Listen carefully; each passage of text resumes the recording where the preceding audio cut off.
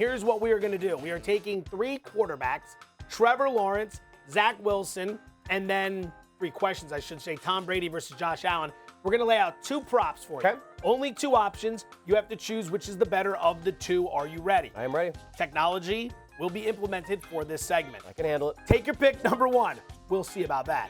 Jacksonville quarterback Trevor Lawrence. You can either go over 24.5 passing touchdowns or over 300.5 rushing yards. I will go over the rushing yards. I think his legs are more valuable for an over in this particular take your pick. Lawrence, looked great this preseason, especially that last game he played against the Dallas Cowboys, slinging that thing. And there are some weapons there. I do think they'll have a really good offensive line as well that will be able to allow him, unlike maybe Justin Fields when he starts, to throw the ball more than just kind of escape from trouble with his legs. But Lawrence is a guy who has really good athleticism. He showcased that at Clemson. Averaged in his career at Clemson 24.5 rushing yards per game. Extrapolate that over 17 games. That's 400 rushing yards in a 17-game season. So there's a 100-yard cushion if we just take his college production, which is not the most scientific way to do it. But Urban Meyer is also a guy who has always traditionally leaned more run-heavy than pass-heavy. And he will have some design runs in there for Trevor Lawrence to showcase and utilize his legs as a weapon. So I would rather go over 300.5 rushing yards than 24.5 passing touchdowns in case he struggles a little bit when defenses really start to get complex in the regular season. Completely agree with you on this one. For some reasons the same, some reasons different. Let's start with this. If there is an injury to Trevor Lawrence, it is going to impact the passing touchdown prop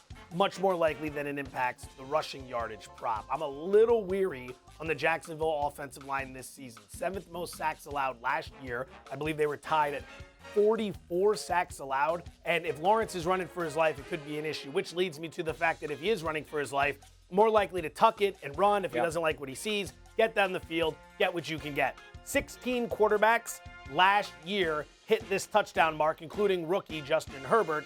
10 quarterbacks hit this rushing mark last year, including rookie Jalen Hurts. So it's not as if we're asking that much on either prop. Lawrence, 943 career rushing yards at Clemson, 18 touchdowns. He was very good with his feet, especially in that second season with the Tigers. I'm with you. I'd rather play the over on the rushing yards than I would on the passing touchdowns. To New York we go.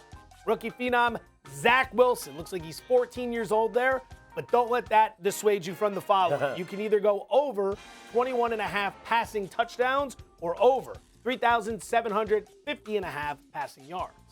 I'm going to go over the touchdown passing prop here. Now, you notice it's 3 full touchdowns less than Trevor Lawrence. And the one thing we know about Wilson and Lawrence, they're the only 2 rookie quarterbacks at this very second we know are guaranteed, unless injury happens, to start every single game. So 22 touchdowns in a 17-game season is like 1.25 over the course per game over the course of the season. I think Wilson can do that because, Joe, he looked very, very capable in this NFL preseason. As a matter of fact, I think Pro Football Focus gave him the 2nd best grade during the preseason behind Mac Jones, ironically enough, of the 5 rookie quarterbacks that played. Corey Davis and Elijah Moore, I think, will be legitimate weapons. And I'm not so sure that Zach Wilson, or that this offense, will rely on guys in that backfield like Michael Carter to run the ball near the goal line. I think they'll use Wilson on boot action. Mike LaFleur, Matt LaFleur's brother, and Robert Saleh. I think they're both really good coaches. LaFleur having that offensive input as the OC now, coming from San Francisco with Saleh. I'm actually quite bullish on the Jets and Wilson specifically. This offense, I don't think they're going to win 7, 8, 9, 10 games. Easy. But I think this offense is going to look better than it has in New York in 5, 6, 7, 8 years. You watch too much preseason football. Take it easy, man. Take it easy, man. All right.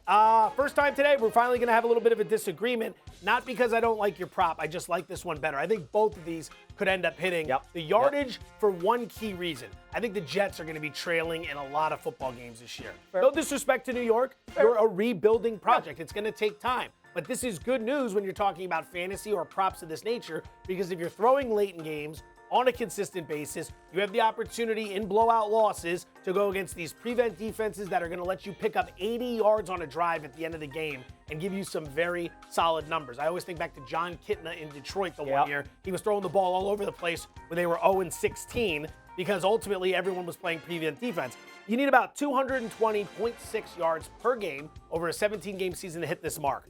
24 quarterbacks did this last year, including Nick Mullins, Drew Lock, who got benched for Teddy Bridgewater, and Justin Herbert, a rookie. So this is highly attainable. But I do think there's going to be a lot of free yards via the teams they play because of prevent defenses late in games. Yeah, and I do think if he throws for 22 touchdowns, I think 3,751 yards almost has to come with that for Zach Wilson. So I'll split the difference. I think both are pretty good plays because, again, I'm bullish on Wilson after what I saw in this preseason with that Jets offense. They look pretty good. Take your pick. Final one. Who would you rather bet to win this year's MVP award? Tom Brady at 12-1 or Josh Allen of the Buffalo Bills at 12-1? Also, how are we going to do Josh Allen like this? Brady looks great. Yeah, Brady's head looks so big, and Allen looks so tiny. Diminutive. I'm Team Josh Allen here. Huge reason why. Let's just assume that the Bills and Buccaneers are both as good as we think they're supposed to be. Okay. You know, top 1, top 2 seeds. The difference between Josh Allen and Tom Brady is the built-in massive advantage Allen has with his legs. Brady's not going to run for 6, 7, 8 touchdowns and 6, 7, 800 yards.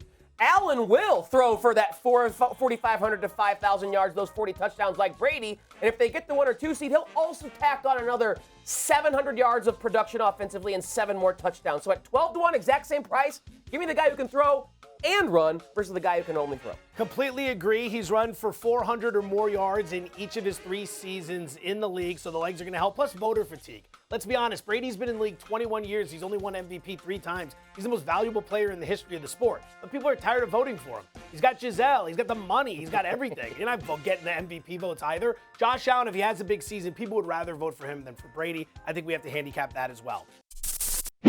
Thanks for watching ESPN on YouTube. For live streaming sports and premium content, subscribe to ESPN+.